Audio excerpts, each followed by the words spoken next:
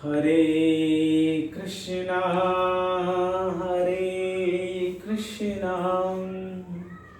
कृष्णा कृष्णा हरे हरे हरे राम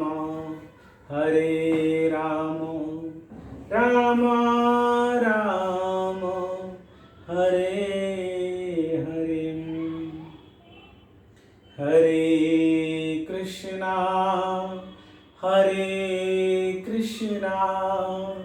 कृष्णा कृष्णा हरे हरे हरे राम राम राम हरे हरे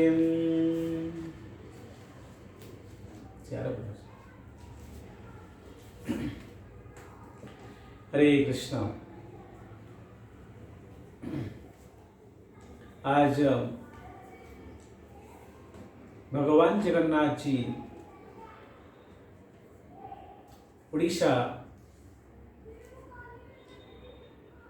उड़ीसा में उत्कल क्षेत्र में सिख क्षेत्र में कैसा जगन्नाथ जी प्राकट्य हुए उसका बारे में चर्चा करेंगे और उत्कल क्षेत्र श्री क्षेत्र का महिमा भी आज सुनेंगे और जगन्नाथ जी का महिमा भी सुनेंगे।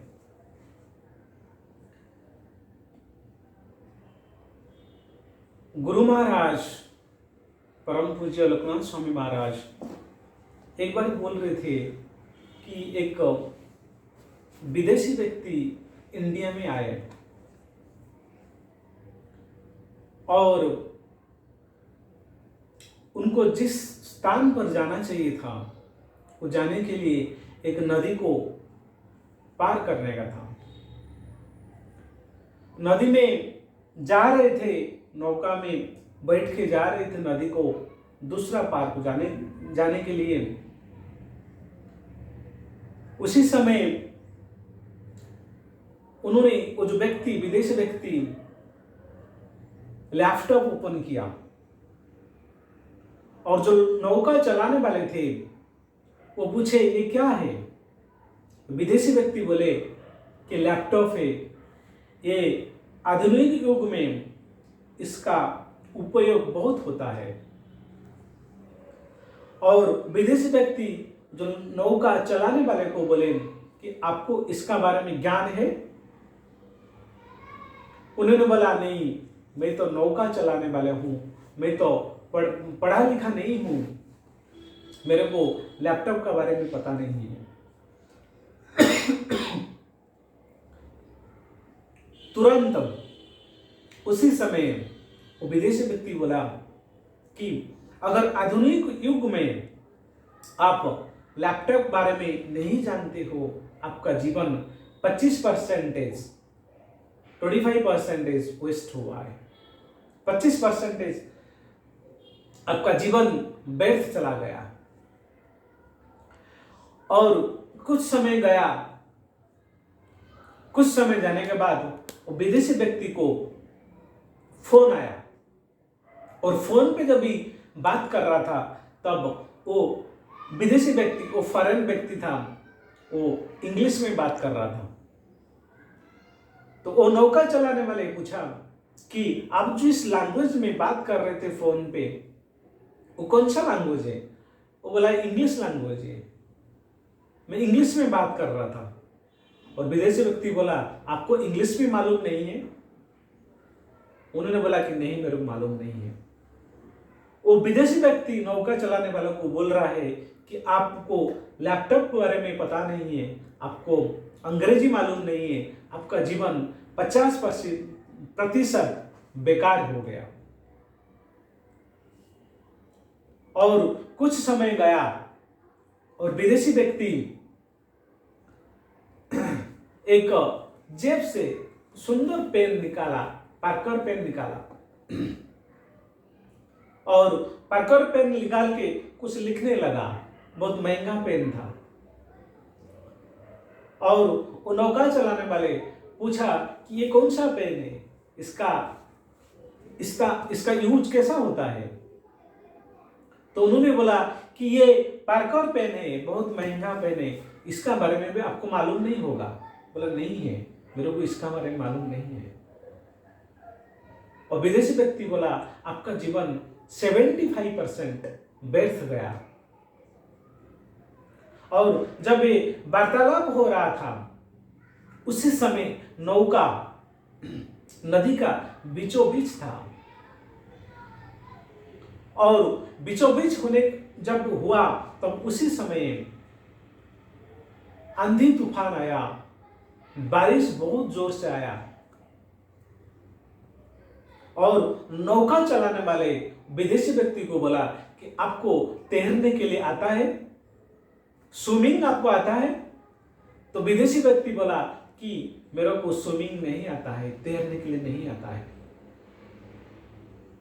जैसा ही इतना उन दोनों का बीच में बातचीत हुआ और उसी समय आंधी तूफान इतना जोर से आया, उनका जो नौका था पलट मार दिया। और उसी समय वो जो नौका चलाने वाले व्यक्ति था उन्होंने बोला कि मैं अंग्रेजी मेरे को मालूम नहीं है, मेरा जीवन 25% खराब में चला गया, मेरा 25% जीवन मेरा व्यर्थ है, मैं लैपटॉप चलाना नहीं जानता हूं, मेरा 25% मेरा जीवन व्यर्थ चला गया, और मेरे को मार्कर पेन का बारे में कुछ पता नहीं है, मेरा जीवन 75% व्यर्थ चला गया। लेकिन अभी आपको स्विमिंग नहीं आता है, आपका जीवन 100% व्यर्थ चला गया। अभी ये नदी से आप निकल नहीं सकते हो। अगर आपको स्विमिंग नहीं आता है, ये भव सागर को पार नहीं कर सकते हो। इसका तात्पर्य गुरु महाराज सुंदर भाषा में, सरल भाषा में समझा रहे थे कि हमारा जो जीवन है एक भव सागर है। अगर भव सागर को पार करने का है, भगवान का बारे में सुनना चाहिए, भगवान का लीला को स्मरण करना चाहिए, भगवान का सेवा करना चाहिए, भगवान का बारे में कीर्तन करना चाहिए। अगर ये भवसागर को पार करना है तो इस तरफ भगवान का सेवा नहीं करेंगे तो हमारा जीवन 100% व्यर्थ चला जाएगा। जैसा एक बिजनेसमैन, उसका उद्देश्य होता है कि कैसा बिजनेस में प्रॉफिट करूं। बिजनेस का मेन उद्देश्य ऐसा होता है कि प्रॉफिट कैसा कमाए। ऐसा ही हमारा जीवन का जो उद्देश्य है, मनुष्य जीवन मिला है, अगर भगवान का बारे में जानने के लिए चेष्टा नहीं करेंगे, भगवान का करीब जाने के लिए हम चेष्टा नहीं करेंगे, हमारा जीवन 100% व्यर्थ चला जाएगा। इसीलिए भागवत में सूत गोस्वामी कहते हैं कि एतावान सांख्य एगोभ्याम स्वधर्म परिनिष्ठायाम जन्म लाभे परे पुष्याम अंते नारायण स्मृति ही। अगर अंत समय में, जीवन का अंत समय में अगर मैं भगवान को स्मरण नहीं कर पाया, मेरा जीवन व्यर्थ चला जाएगा। फिर से मेरा जन्म होना पड़ेगा, फिर से ये मृत्यु लोक को आना पड़ेगा, फिर से मेरे को एक कष्ट भुगतना पड़ेगा। जीवन में अंग्रेजी मालूम नहीं है, वो ठीक है। जीवन में लैपटॉप का बारे में मालूम नहीं है, वो भी ठीक है। जीवन में आप कौन सा टेक्नोलॉजी यूज करते हो, कौन सा पेन यूज करते हो, कौन सा लैपटॉप यूज करते हो, फिर भी उसका बारे में ज्ञान नहीं है, फिर भी ठीक है। अगर भगवान का बारे में नहीं जाना, इसका मतलब आपने कुछ नहीं जाना। अगर मनुष्य जीवन मिला, भगवान का बारे में कुछ चर्चा नहीं किया, भगवान का बारे में कुछ जानने के लिए जिज्ञासा नहीं किया, भगवान का भक्त बनने के लिए प्रयास नहीं किया, इसका मतलब क्या है कि तुम्हारा जीवन 100% विफल गया आपका जीवन का। और इसलिए भगवत गीता में 8वां अध्याय में 5वां नंबर श्लोक में भगवान कहते हैं कि अंत काले च मामेव स्मरणम मुक्त्वा कलेवरम यहम प्रयाति स मदभावम याति नश्यन्ति संशया। अगर अंत समय में जो व्यक्ति मेरा चिंतन करता है, अंत समय में मेरा बारे में वो सोचता है, मेरा बारे में पढ़ता है, मेरा सेवा करता है, उसी समय वो मेरा धाम को प्राप्त कर लेता है, इसमें कोई संशय नहीं है। गुरु महाराज इसका ऊपर सुंदर सरल भाषा में समझाए। मनुष्य जीवन मिला है भगवान को प्राप्त करने के लिए, पैसा कमाने के लिए, धन कमाने के लिए और संपत्ति को बढ़ाने के लिए ये मनुष्य शरीर नहीं मिला है। अगर धन संपत्ति हम लोग कमाया और बहुत कुछ संचय किया, बहुत हम बैंक बैलेंस बढ़ा दिया, लेकिन अगर हम भगवान का सेवा नहीं किए, अगर भगवान के बारे में जानने के लिए चेष्टा नहीं किए, फिर उसमें विफल हो गए। और ये जो संपत्ति हमें ये मृत्यु लोक में मिला है, और मृत्यु लोक जब हमारा शरीर छूटेगा तब ये संपत्ति हमारा साथ नहीं आएगा। ऐसा संपत्ति कमाइए जो यहाँ पे भी काम आएगा और जब शरीर छूटेगा वहां पे भी काम आना चाहिए। ऐसा जो है ये भगवान का सेवा, ऐसा जो है ये भगवान का भक्ति, ऐसा जो है भगवान का बारे में जानने के लिए जिज्ञासा। इसका ऊपर राधा गोविंद, परम पूज्य राधा गोविंद महाराज भी सुंदर सरल भाषा में समझाए कि जैसा हम कैमरा में फोटो खींचते हैं, जैसा हम कैमरा में फोटो खींचने के लिए जाता है, अंत समय में जैसा हम जिस पोजीशन में हैं उसी समय कैमरे का बटन दबाने का समय जैसा तुम परिस्थिति में रहोगे, फोटो उसी परिस्थिति में आएगा। इसी तरह जब अंत समय में जैसा भगवान को हम जैसा चिंतन करते हैं, हमको उसी तरह हमको गति प्राप्त होता है। अगर मृत्यु के समय भगवान का स्मरण नहीं हुआ, मनुष्य जीवन का उसमें 100% विफल हो गया।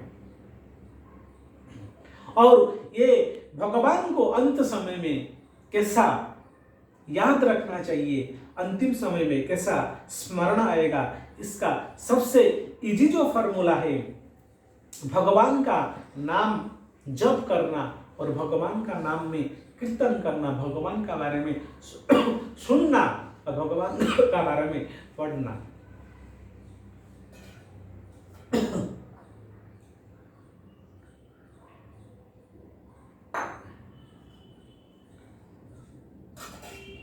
भगवान जो लीला किए उसका बारे में सुनना और उसको स्मरण करना और भगवान का नाम लेकर जप करना या कीर्तन करना।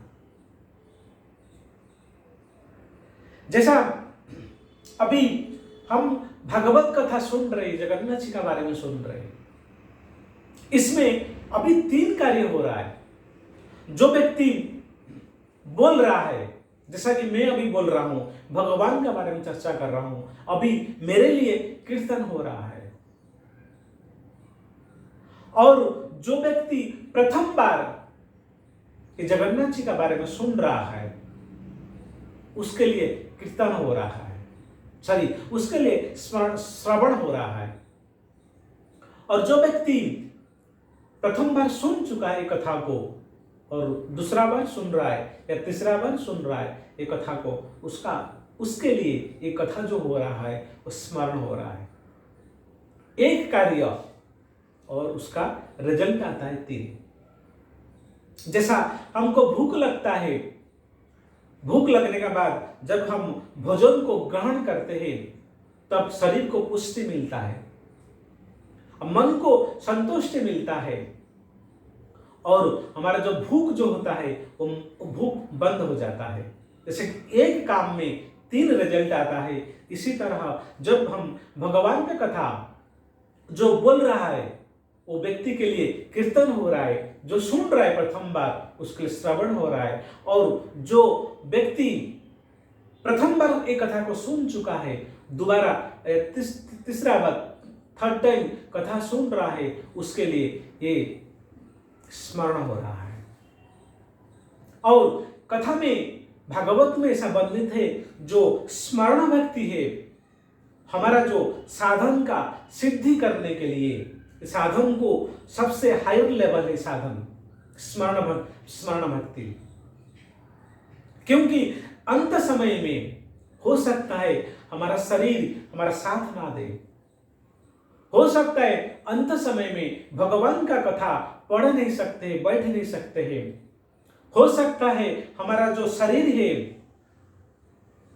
हमारा साथ नहीं देगा, लेकिन अंत समय में जब मन जो है भगवान में लगाने के लिए ये एक हायर लेवल है। अगर हम जीवन भर भगवान के बारे में कुछ कार्य किया, जीवन भर भगवान के बारे में सोचा, जीवन भर भगवान का सेवा किया, जीवन भर भगवान का प्रचार किया या भगवान का बारे में कुछ सोचते रहते हैं, तो अंतिम समय में भी भगवान का बारे में चिंतन आएगा। ये जो स्मरण भक्ति है सबसे हायर भक्ति में सबसे हायर लेवल है। हमारा शरीर कुछ साथ दे या ना दे, लेकिन हमारा जो मन है भगवान में लग जाए, अंतिम समय में वो हमको पार कर सकता है, ये भव सागर को पार कर सकता है।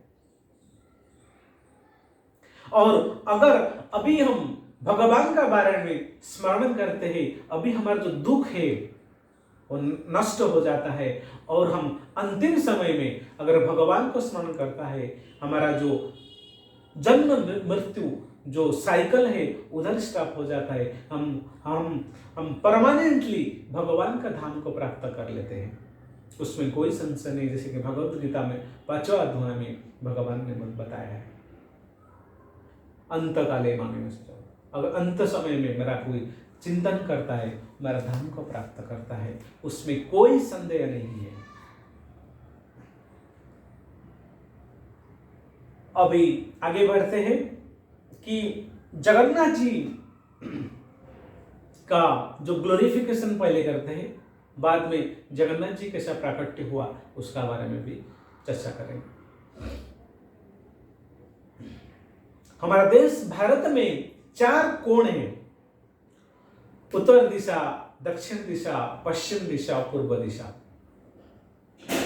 और हमारे देश में हमारे शास्त्र हिसाब से 4 युग भी है, सत्ययुग, त्रेतायुग, द्वापर युग और कलयुग।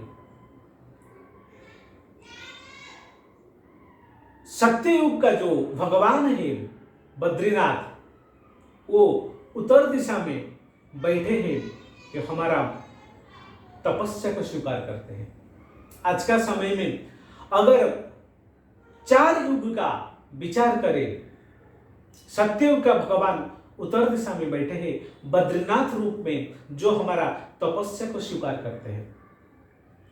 और त्रेता युग में जो भगवान है रामेश्वर भगवान, जो रामनाथ भगवान, और दक्षिण दिशा में हमारा भारत देश का दक्षिण दिशा में बैठे, वो हमारा जो यज्ञ होता है यज्ञ को स्वीकार करते हैं, जो त्रेता युग में यज्ञ करके भगवान को प्रसन्न कर सकते हैं, और सत्य युग में तपस्या करके भगवान को प्राप्त कर सकते हैं। तो सत्य युग में जो बद्रीनाथ भगवान है वो तपस्या माध्यम से हमारा भक्ति को स्वीकार करते हैं। त्रेता युग में जो रामनाथ, जो रामेश्वर भगवान है, वो हम जो यज्ञ करते हैं यज्ञ को स्वीकार करते हैं। और द्वापर युग में जो द्वारिकाधीश है, जो द्वारिकानाथ है, वो हमारा परिचर्या, जो मंदिर बनाना, भगवान को सेवा करना, भगवान को ड्रेसिंग करना, वो जो सेवा है वो द्वापर युग का जो भगवान है द्वारिकाधीश उसका स्वीकार करते हैं। और कलयुग का जो भगवान जगन्नाथ जी है, जो हम लोग आज चर्चा करने वाले हैं, ये भगवान हमारा जो भगवान को जो भोग लगता है उसको स्वीकार करते हैं, भोग का रूप में स्वीकार करते हैं, हमारा सेवा को ग्रहण करते हैं। कलयुग में जो जगन्नाथ जी है जो पश्चिम दिशा में बैठे हैं, और वो पश्चिम दिशा में बैठे हैं, और जगन्नाथ जी हम उनको भोग लगाते हैं, वो भोग का जो सेवा है उसको स्वीकार करते हैं। इसीलिए जगन्नाथ जी हमेशा भोग स्वीकार करने के लिए 24 घंटा खाते रहते हैं, उनको जो भी भोग लगाते थे वो भोग को स्वीकार करते हैं। ये हमारा लिए भगवान के लिए सेवा है। जो कृष्ण उपासक है, जो जगन्नाथ जी का उपासक है, और जो गौरवनिता का उपासक है, वो हमारा दृष्टिकोण से कम 3 बार भगवान को पूजा किया जाता है।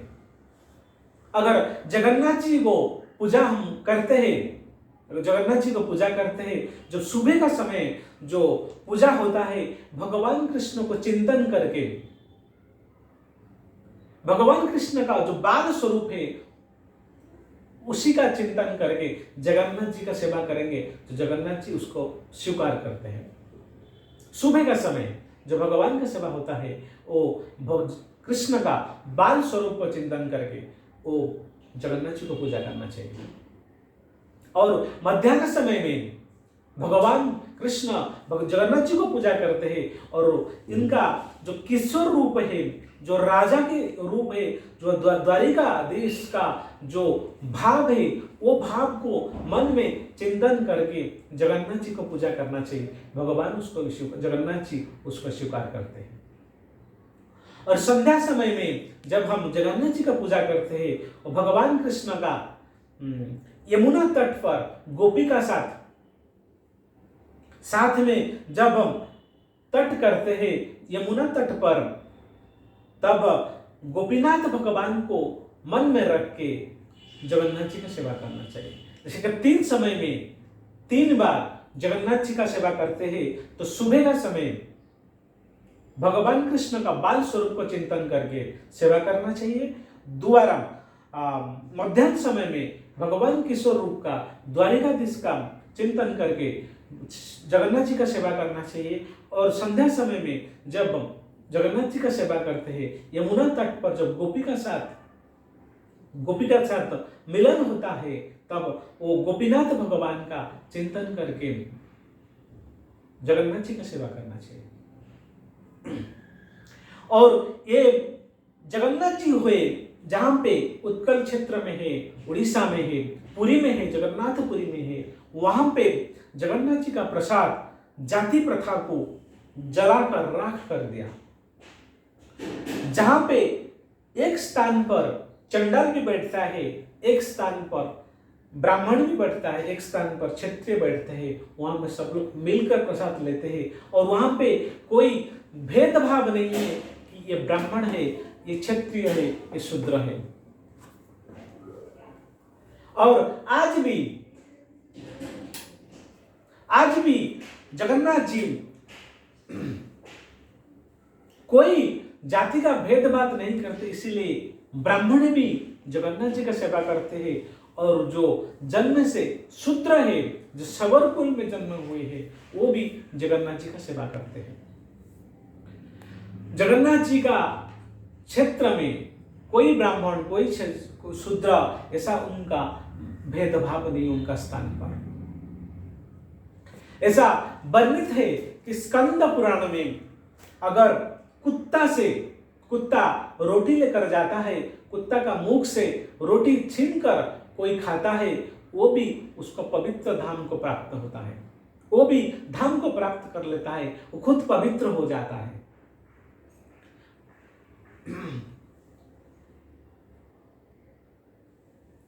और स्कंद पुराण में ऐसा वर्णित है कि ओम जो शब्द है, जैसा कि हम ब्राह्मण दीक्षा लेने के बाद गायत्री मंत्र बोलने से पहले ओम शब्द उच्चारण करते हैं। वो ओम शब्द में 3 अक्षर है, और उ मा। और जो है बलराम का स्वभाव है, बलराम जी है, और उ जो है सुभद्रा है, और मा जो है जगन्नाथ जी है। ये जगन्नाथ जी, बलदेव और सुभद्रा ये साक्षात गायत्री मंत्र है।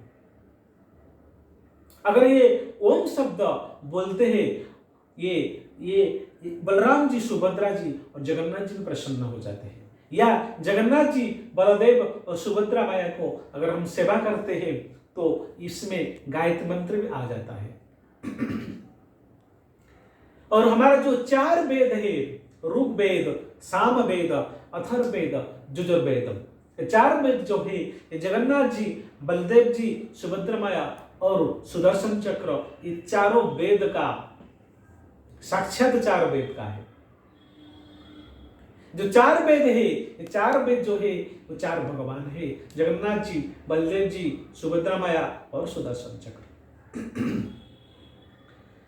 इसमें वैष्णव का अनुसार जो वैष्णव है, जो विष्णु उपासक है,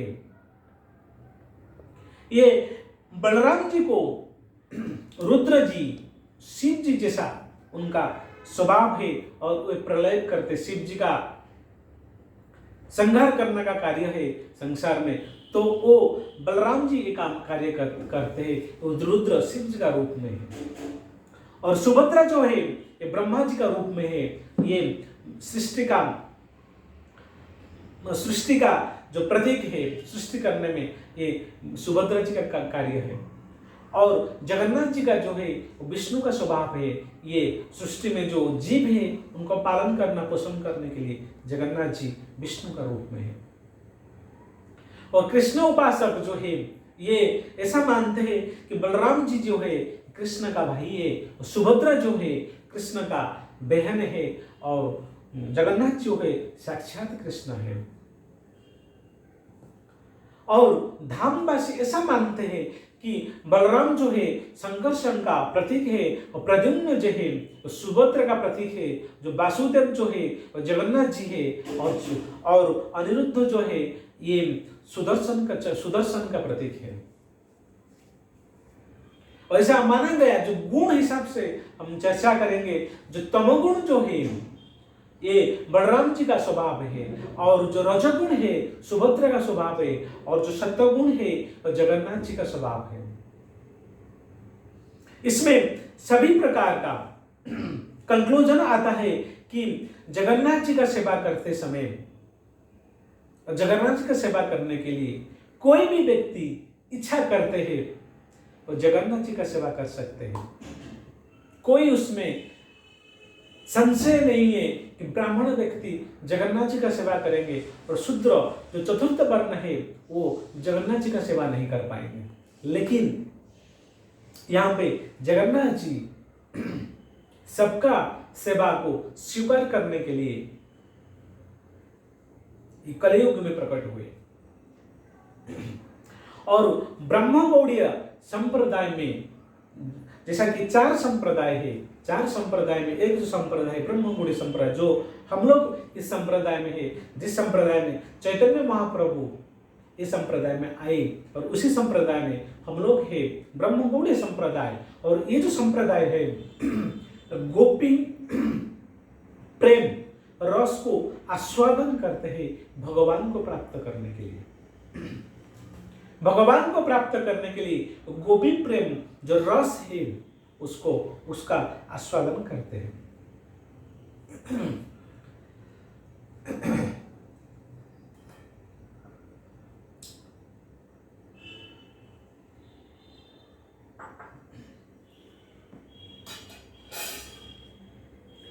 कलयुग में जगन्नाथ जी, बलदेव, सुभद्रा मैया ये दारू ब्रह्म का रूप में, काष्ठ रूप में प्रकट हुए।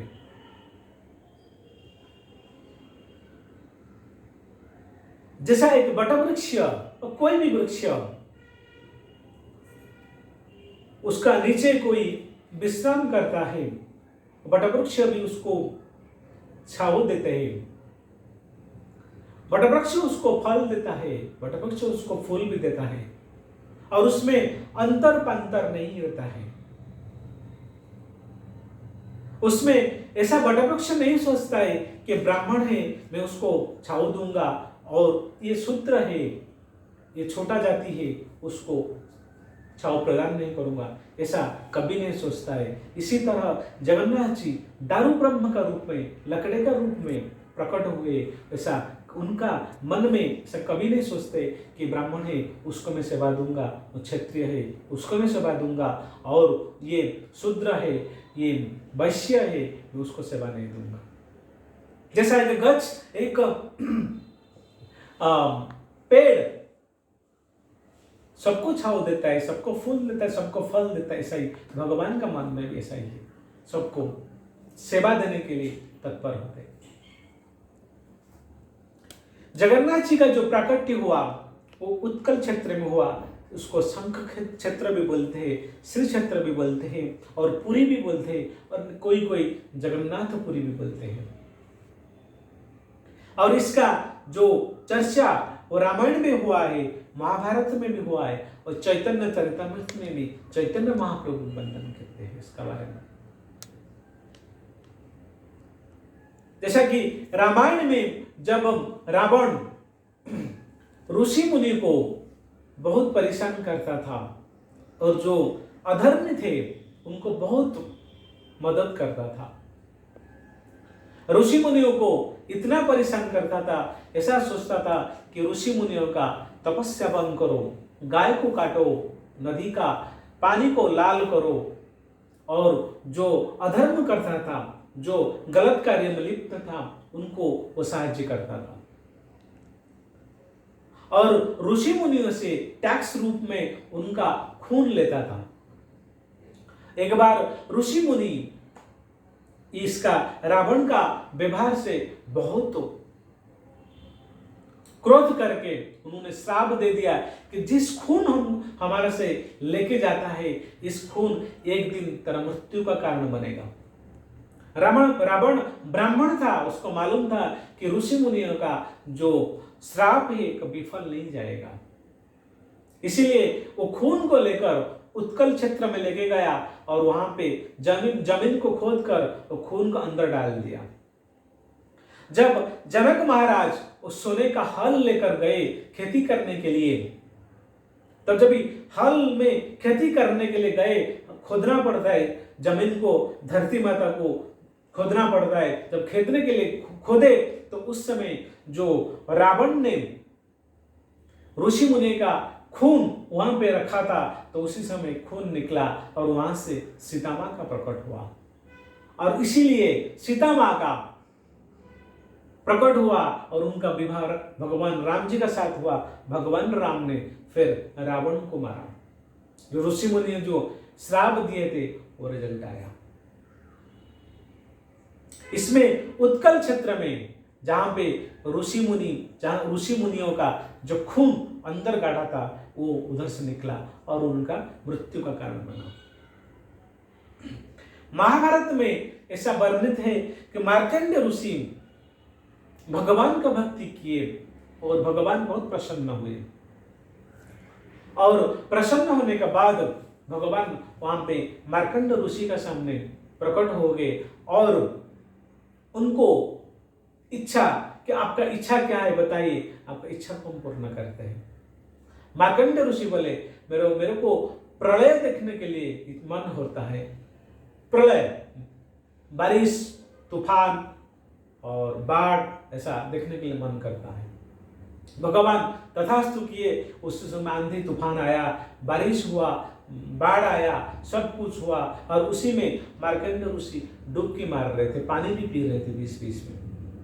ऐसा मने मने सोच रहे थे कि ऐसा अगर मैं नहीं सोचता तो अच्छा होता था। ऐसा डुबकी मारते मारते एक समय उनका हाथ में, डुबकी मारते मारते हाथ में एक पेड़ का डाली उनका हाथ में आ गया, और वो पेड़ को डाली को पकड़ के वहां पे फिर मजबूत तरीका से पकड़ के वहां पे फिर जब खड़ा हो गए, वो पेड़ को पकड़ के रह गए और भगवान को मने मने प्रार्थना किया कि मैंने जो इच्छा किया, मैं ये इच्छा को अभी बंद कर दीजिए, मेरे को नॉर्मल रूप में रखिए, मेरे को ये जो परिस्थिति है परिस्थिति को बंद कर दीजिए। और उसी समय जिस डाल को पकड़ के रखा था एक बटवृक्ष था। अब उसने देखा कि बटवृक्ष का एक पत्ता में भगवान एक बाल स्वरूप रूप में पेड़ का अंगूठी को पकड़ के चूस रहे थे। वो समझ गया कि भगवान कृष्ण का लीला है, और उधर ही भगवान को स्मरण किया। उन्होंने बोला कि मेरा जो इच्छा था मैंने देख लिया, अभी आप इसको बंद कर दीजिए।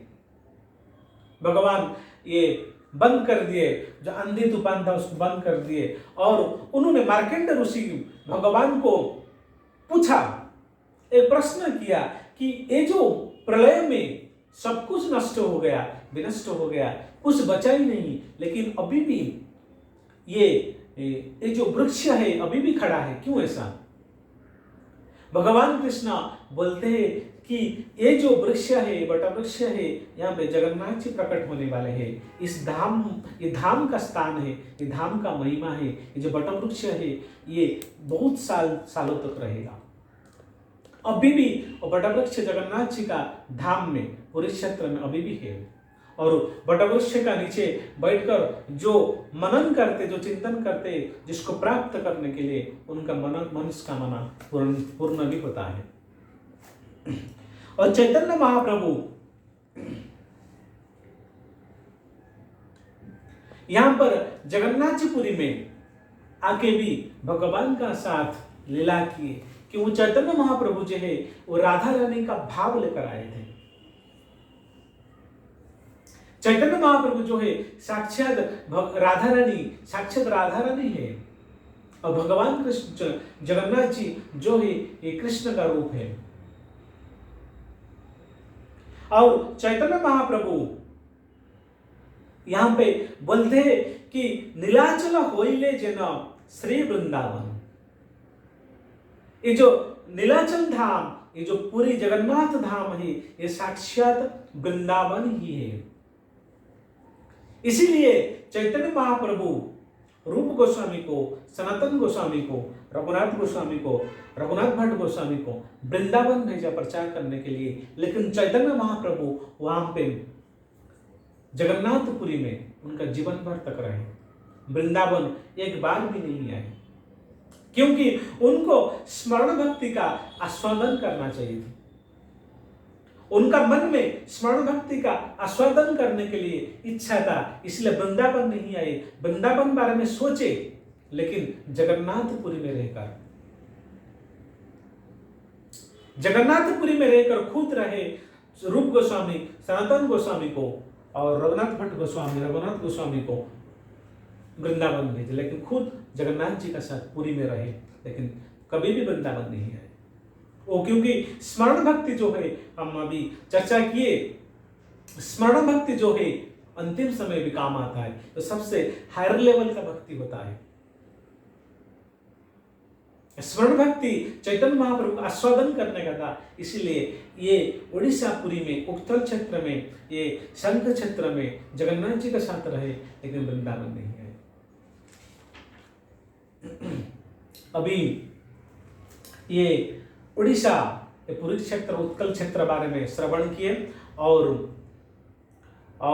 अभी जगन्नाथ जी के साथ प्राकट्य हुए उसका बारे में चर्चा करेंगे।